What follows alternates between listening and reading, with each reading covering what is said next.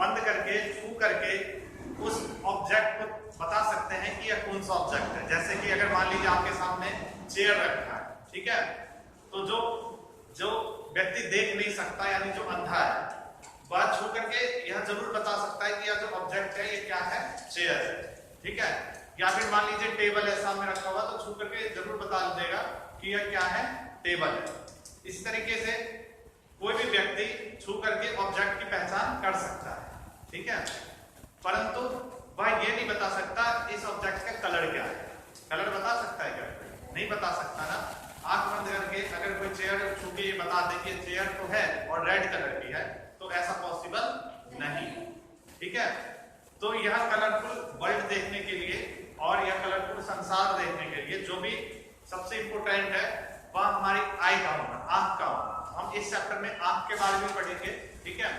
और दूसरा important factor होता है लाइट का होना, ठीक है। लाइट बहुत ही इंपॉर्टेंट रोल प्ले करता है, यानी कि अगर रात हो, अंधेरे का समय हो, उसमें भी अगर आप सब देखो किसी चीज को तो छू करके बता दोगे कि यह ऑब्जेक्ट कौन सा है, परंतु उसका कलर नहीं बता सकते, ठीक है। कलर कब बताओगे? कि जब लाइट होगी, ठीक है। अब लाइट होती है तो कैसे पता लगता है? मान लीजिए यहाँ ये कोई बॉल है, ठीक है, फुटबॉल है। अब इस फुटबॉल में, ठीक है, कोई व्यक्ति जो है, अच्छा, इस फुटबॉल का रंग यानी इसका कलर क्या है वह कैसे पता लगता है? तो जब इस पे लाइट आती है, इस पे क्या आती है बच्चों? लाइट आती है, चाहे वो सनलाइट आए या फिर घर में जो बल्ब लगे होते हैं उन बल्बों से लाइट आए, ये लाइट जब इस ऑब्जेक्ट पे पड़ती है तो यह ऑब्जेक्ट इस लाइट को रिफ्लेक्ट कर देती है। क्या कर देती है? रिफ्लेक्ट कर देती है। और रिफ्लेक्ट करके ये लाइट कहाँ जाती है?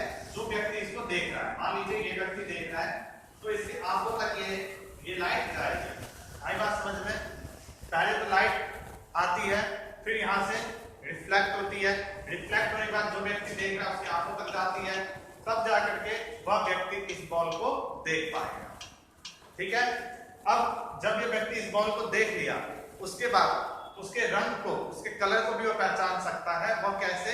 वह ऐसे कि जो लाइट यहाँ से रिफ्लेक्ट हो रही है ना, वह उस फ्रीक्वेंसी की लाइट होगी जिस फ्रीक्वेंसी की यह बॉल होगा, ठीक है।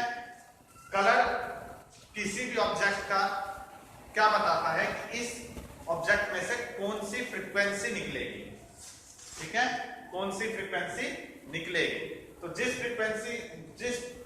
लेवल की फ्रीक्वेंसी निकलती है उस लेवल से इसका कलर निर्धारित होता है। ये बात आई समझ में? तो हम सबसे पहले देखते हैं ये रिफ्लेक्शन क्या होता है। रिफ्लेक्शन, अगर मान लीजिए आपके पास एक ये प्लेन मिरर, क्या है? प्लेन मिरर है, ये आपके पास प्लेन मिरर।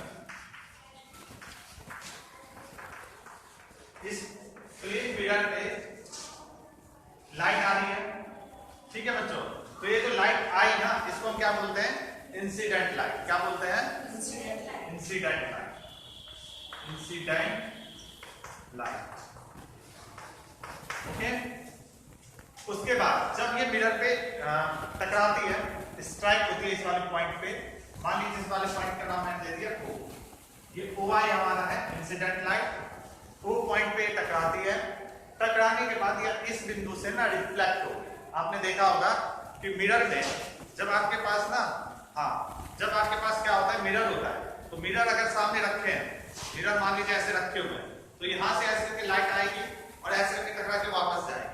देखियो ना, मिरर पे टकरा के वापस जाते हैं, तो जो लाइट आ रही है वो तो इंसिडेंट लाइट हो गई। जिस पॉइंट पे टकरा रही हो तो स्ट्राइक पॉइंट हो गया जहां पर टकरा रही। उसके बाद वहां से मुड़ जाती है, ठीक है। तो वह होती है जो मुड़ जाएगी लाइट, वो होती है हमारी रिफ्लेक्टेड लाइट। क्या होती है? रिफ्लेक्टेड, ठीक है। इसके बाद यहाँ पे अगर हम ये देखें कि ये किस एंगल पे आ रही थी, तो मान लीजिए थीटा एंगल पे आ रही है। किस एंगल पे? थीटा। ये क्या है बच्चों? थीटा। पता है ना साइन? उसके बाद ये जितने एंगल पे आई है ना, उतने ही एंगल पे वापस मुड़ जाती है, ठीक है। यानी ये दोनों एंगल आपस में क्या होते हैं? बराबर होते हैं। मतलब क्या हुआ कि अगर ये 30 डिग्री है तो ये भी 30 डिग्री होगी, ये 40 डिग्री है तो ये 40 डिग्री होगा, और ये 50 है तो ये भी 50 होगा। ठीक है, तो ये हमारा क्या है, रिफ्लेक्शन। एक बार reflection, incident light, incident ray, इसके बारे में लिखिए। इंसिडेंट रे क्या होता है? यहाँ पे जो लाइट लिखा हुआ है ना, इसकी जगह आप रे भी लिख सकते। ठीक है, लाइट मतलब तो बहुत सारी रे हो गई, रेओ का जब बहुत सारी रे मिलती है तो लाइट बनती है। ठीक है, और यहाँ पे भी लाइट लिखेगा आप रे लिख। ठीक है, चलिए तो यहाँ देखिएगा इंसिडेंट रे क्या होता है, डेफिनेशन लिखना है। इंसिडेंट रे, इंसिडेंट रे क्या होता है? द लाइट रे, the light ray which strike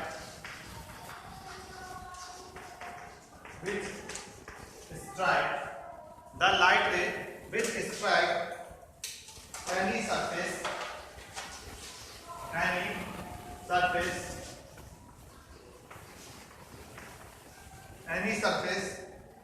is called incident ray, is called incident ray. ठीक है, अगला है बच्चों आपका नेक्स्ट, वह है रिफ्लेक्टेड रे। रिफ्लेक्टेड रे क्या होता है?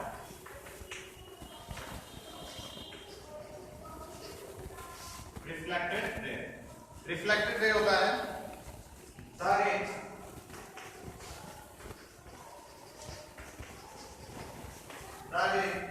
that comes back from that comes back from the surface, from the surface after reflection, after reflection is known as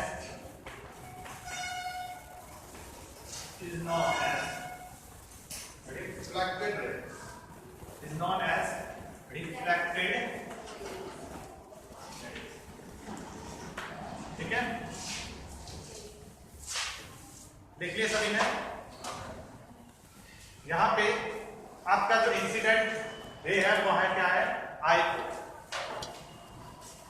ठीक है, यहां पे इंसिडेंट रे आपका क्या है, आई हो। अगर मैं इसका एम नाम दे दूं तो रिफ्लेक्टेड रे हमारा क्या हो जाएगा, ओ एम। यहां पे आप डायरेक्ट देख सकते हैं ओ एम। ठीक है, और यहां पे आपका क्या है, आई, यानी फिगर में जो है। ठीक है,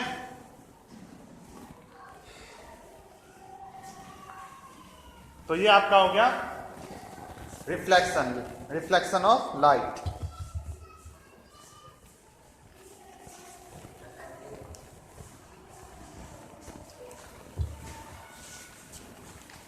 जल्दी नोट करें एक बार।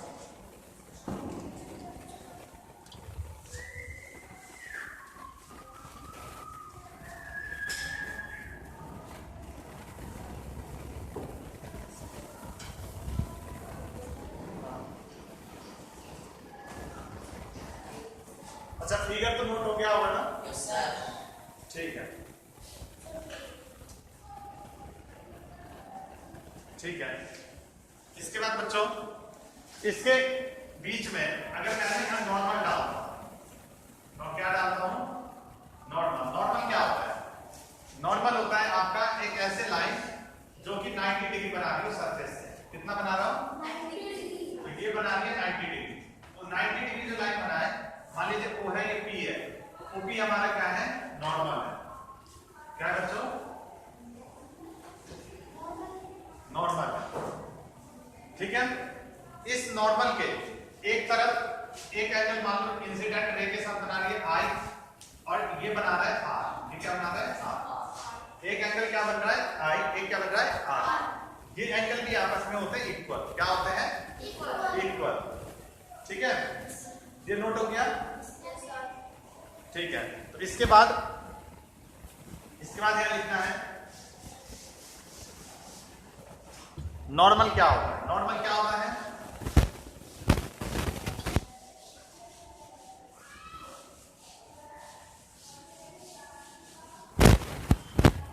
नॉर्मल नॉर्मल लिखिए। नॉर्मल क्या होता है?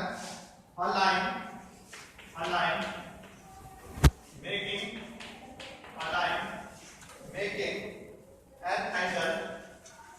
an angle 90 degree to the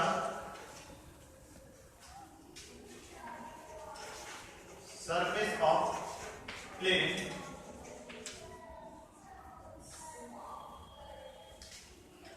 ठीक है। एग्जाम्पल के लिए इसमें हमारा कौन सा है? ओपी हमारा क्या है? नॉर्मल है। ठीक है बच्चों।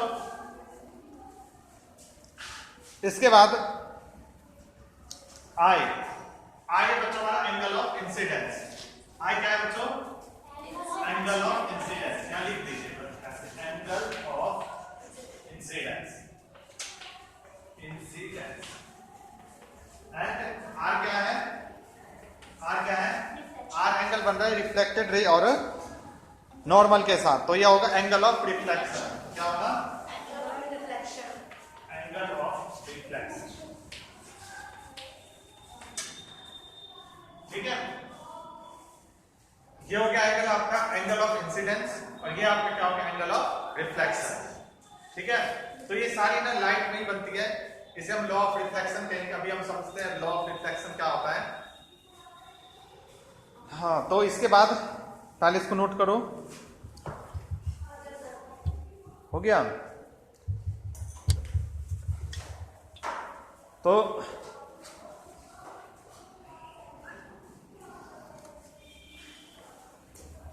ठीक है, तो आज हम इतना ही करते हैं।